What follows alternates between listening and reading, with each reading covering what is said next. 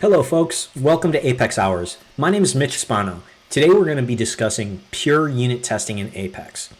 We want to share with you some strategies and some tips to help your team move fast without breaking things that you've historically delivered in the past. A little bit about me. Again, my name is Mitch Spano. I'm a 16 times Salesforce certified application and systems architect. I'm currently an application engineer at Google. My Twitter handle is @MitchSpano, and my personal blog and website is www.mitchspano.com. Check that out for some additional content related to Salesforce. What are we going to be discussing today? We'll start off with an overview of unit tests. What are unit tests? How should they be used? And why do we use them in the way that we currently do? We'll talk about some unit test fundamentals. So we'll go over the structure of a unit test, and then we'll take a look at some quality signals or indicators about what makes a good unit test versus a poor unit test. And finally, we'll talk about performance. So we'll highlight some issues with the status quo in the Salesforce ecosystem when it comes to unit test performance. And we'll also talk about strategies to help you avoid DML. And we'll likely touch on an advanced topic called dependency injection, which will help you to make sure that your application logic is testable.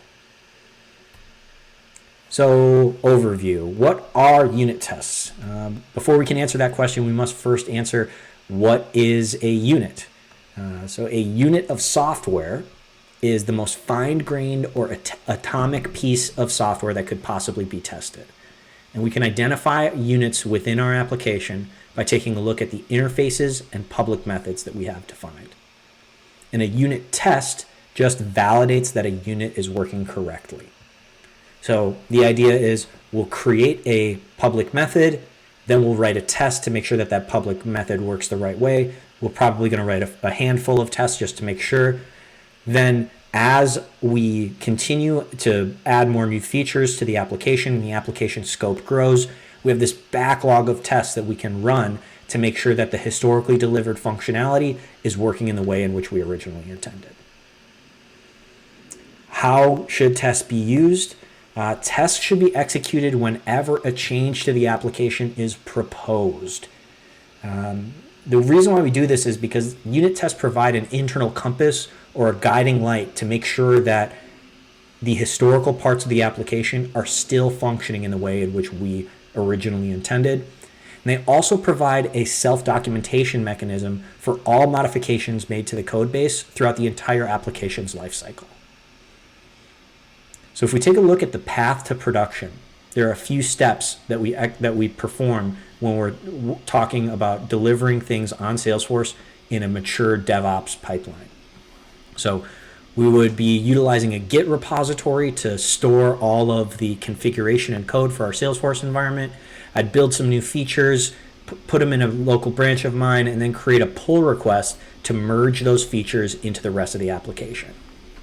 So when we say that tests should be ran whenever a code change is proposed, that means that we run tests automatically on the creation of a pull request. Now, we notice that the running of tests is actually a prerequisite to code review. Now, this isn't a mature organization model, but the reason why we do this is that if an individual contributor proposes a change and that change has broken some tests, we shouldn't have those changes go up for code review. We want to left shift all of the potential failures so that the author of those proposed changes can intervene and fix before asking for a senior engineer to take a look at their proposed change. So the idea here is that running of tests should be a prerequisite to code review, but historically that's not been the case. So we need to shift the paradigm a little bit about how we talk about unit tests and why it's important that they perform the right way, so that way we can more effectively scale our team and give the individuals the autonomy that they need to be able to write high quality features within our application and then go and ask for code review. And this will help you to decrease the amount of burden that's on your senior engineers on your team. So why do we use unit tests? If there's anything to take from this discussion, it is this. Unit tests are about more than getting 75% code coverage. Okay, Salesforce imposes that code coverage requirement on us, but it's really not the most effective metric. What we really want to do is to write unit tests that define the system's behavior and write unit tests that are the low-level system specifications. Extremely well-defined and descriptive unit tests. Here's some examples of what those might look like. Get calculated category should return north if billing state is Minnesota. Or insert account should fail if the billing state is not populated. These are the names of some tests that we would probably run and execute. And you can tell just by the descriptive name of the test itself what the author's intent was behind the functionality that they're trying to test. Now, these unit tests, I challenge you to write them as if they are system specifications. Take your end user requirements and translate as many of them directly as you can into unit tests. And if your unit tests are really well authored, then the maintenance of your application actually becomes much, much, much easier. In 1996, Blizzard released this PC game called Diablo, and it's one of the most successful action RPG PC games that's ever been created. And a couple years later, they took Diablo and they ported it from the PC to the PlayStation 1. And when they created that port, they accidentally included the source code files for the unit tests. Now, they didn't include the source code files for the application logic, but just for the unit tests. Now, the unit tests were written so well that all of Diablo 1, the entire original game, was able to be reverse engineered just by taking a look at the unit tests. So the unit tests are the low-level system specifications. They are how you define the way that the system should behave. All right, let's talk about some of the fundamentals of tests. And traditionally in software, there are three separate types of tests that we define. The first one is a unit test, and that's what we're really going to be focusing on for the scope of today's discussion. Unit tests, there's supposed to be many of them, and they're supposed to be cheap to own, operate, and maintain. The next level would be an integration test. Now, this is where different parts of your system are talking to each other. So if you needed to make an external call out to a system, or if you wanted to interact with the database, and then the assertions that you make, those would technically be integration tests. So you want to have less integration tests than you have unit tests because they're more costly to implement and to execute and to maintain. And finally, at the end, we have, at the very top, we have end-to-end tests. So an end-to-end test would be something like utilizing a WebDriver-based framework, perhaps Selenium or a similar framework, to click through the application in a headless browser and make assertions about the user interface itself, thus emulating end user behavior. So those are very expensive to create, to execute, and to maintain. So for that reason, we want to have less of them. So we want many unit tests, less integration tests, and very few end-to-end tests within our application. So let's take a look at what the structure of a test might look like. We typically partition our tests into three separate parts: arrange, act, and assert. Here we are testing, we have a class called the useless string builder test, and we're testing the useless string builder class. Here we've got a descriptive name for our test. Build should concatenate two strings together. And we're going to split this test up into three parts. The first part is the arrange. This is where we construct or instantiate objects in memory, so that way we can use those objects in the test itself. The next part would be the act. And the act is the actual method call that we're trying to test. Then finally is the assert. Here we take the returned result, compare it to what we expect as the expected result, and if there's a discrepancy between those two, then we will render this error message to the user: hey, we failed to properly concatenate two strings together. So these three parts are really kind of the core fundamental structures that we use, and they should always be partitioned in this way, in this order, within your tests. What makes a good test? We've got some quality signals here. We've already talked about a couple of these. First thing is that we want our test to be descriptive. We want the name of the test to really give the reader an informed bit of information and let them know what the intent behind the test was just from its name. Next, we want our test to be repeatable. This means that our tests should execute the same way and have the same outcome if they're executed in a scratch org, or if they're executed in a sandbox or in production, or if they're kicked off by a DevOps integration user or ran by a system admin manually. The test should be repeatable, and that should be independent of the running user or the target environment. Another good quality signal that we look for within a test is that a test should have a single source of failure. So if you have a public method that could fail in 3 possible ways, you should write at least 3 unit tests, one for each one of those ways, and make sure that the unit test could only ever possibly fail in the predefined way that we're looking for. And finally, we want to make sure that our unit tests are cheap to construct, cheap to execute, and cheap to maintain. So let's switch gears here and we'll talk about unit testing performance. Now, this is something that's not traditionally talked about in the Salesforce ecosystem as much as I believe it should be. Salesforce is pretty unique in the sense that our Apex logic has this inherent dependency with the database. So if I'm writing some Apex class, I could just make a query inline and use the query results as objects directly within Apex. And that is not the case for most other technology stacks.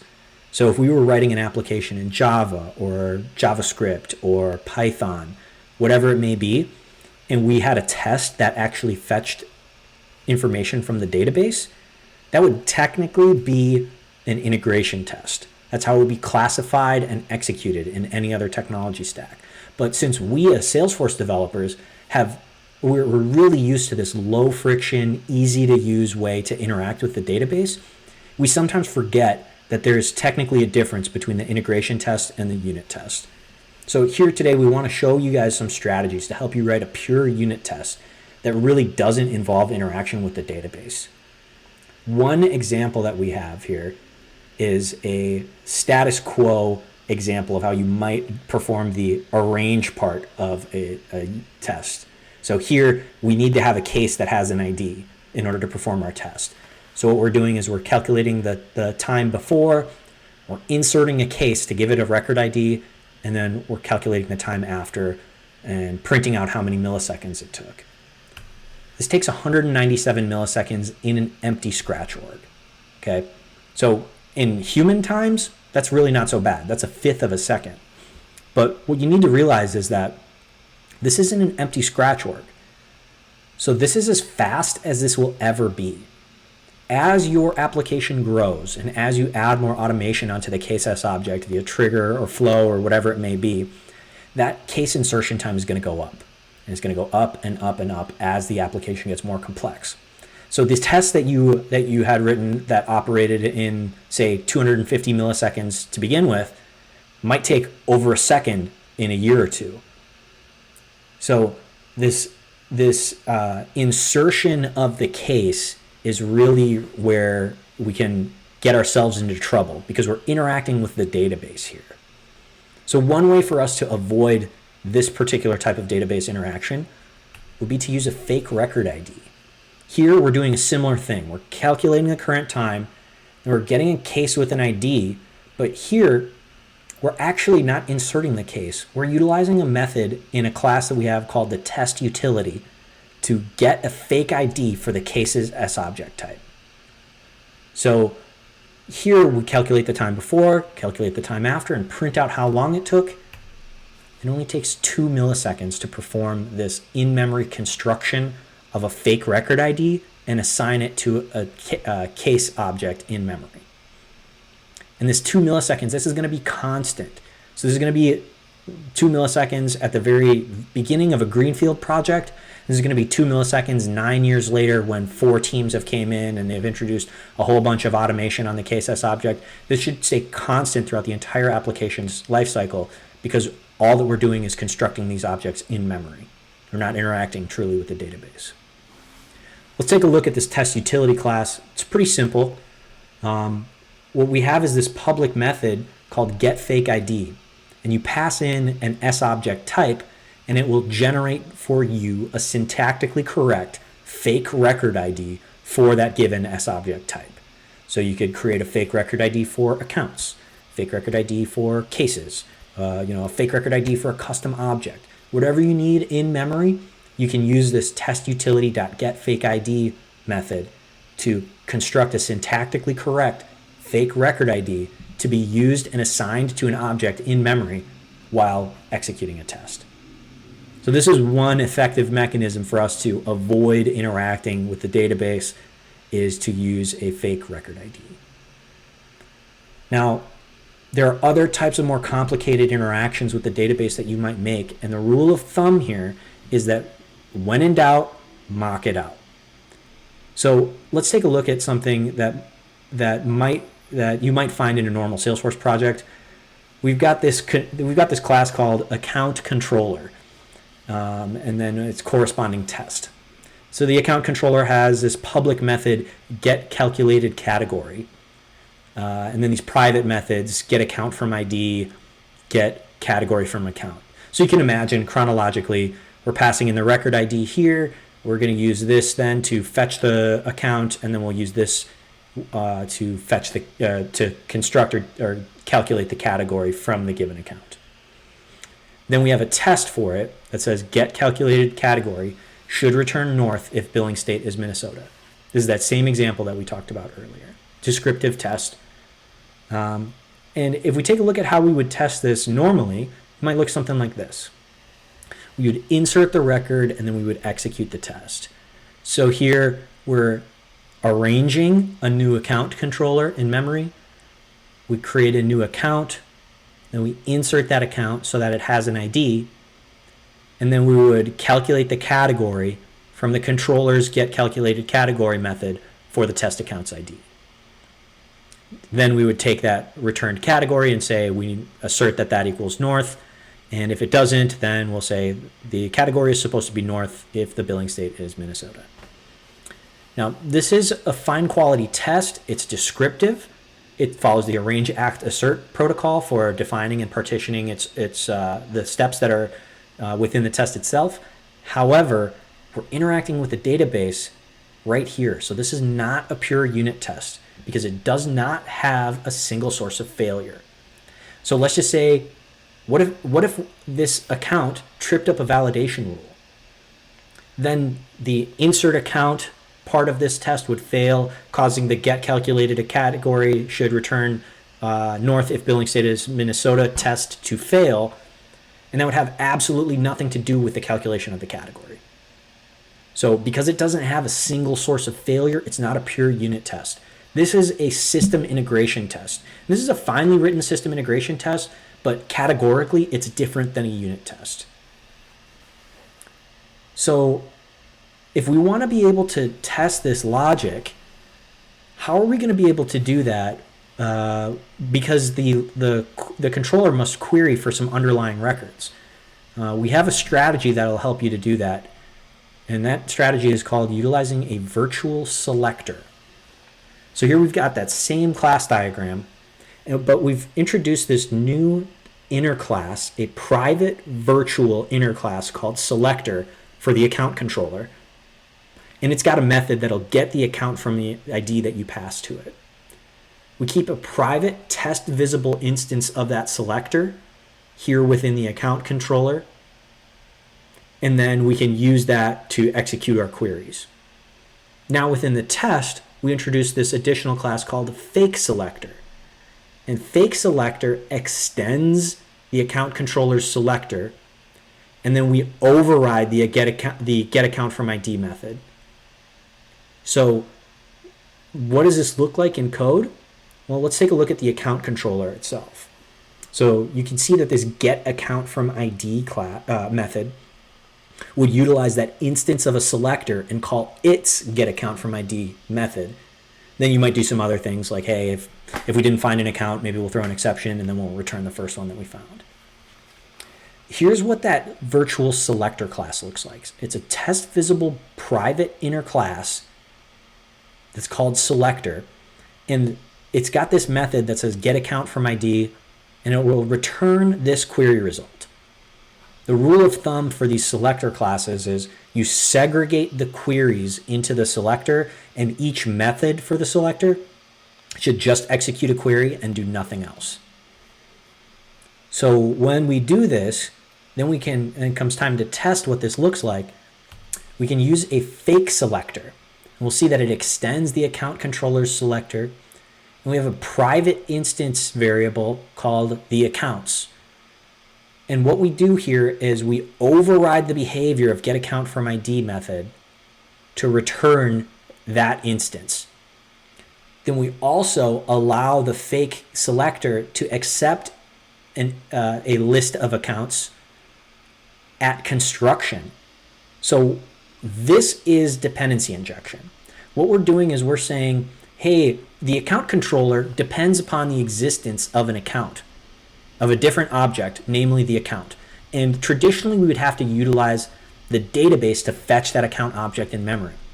What we're doing here is we're saying, okay, account controller, you don't need to go to the database.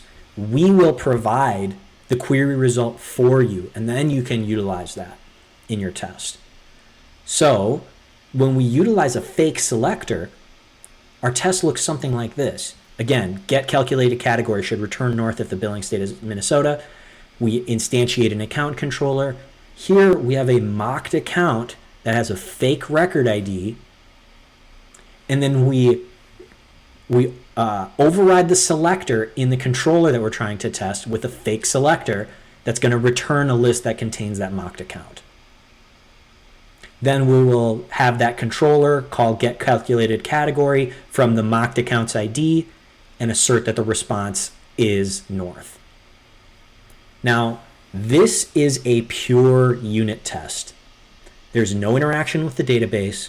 We're constructing these objects purely in memory, and everything is syntactically correct here. We don't need to go to the database when we perform our query. We're going to inject the query results into the fake selector at construction, and then we can make sure that our tests, our application logic actually works the right way. Here, this test will execute in a constant amount of time no matter how much automation is introduced, say, on the account S object within the org.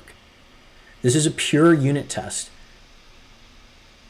So we've been able to segregate all of our interactions for constructing fake record IDs and utilizing this selector pattern to really make it so that way the only way that this test can fail is if we did not write the getCalculatedCategory method properly. So as your team matures and you start thinking about things like test-driven development and executing tests as a prerequisite to code review, these types of strategies are going to become more and more important to you and to your team to be able to keep up or maintain your delivery pace. So my challenge to you is to try to test everything without performing any DML. So we've already gone over a couple of strategies that might help with that. First of them is use fake record IDs. It's a very effective mechanism to make sure that you don't necessarily need to perform an insert just to get a record ID. We've already talked about utilizing the selector pattern to inject your query results so that way you can write a pure unit test that doesn't interact with the database.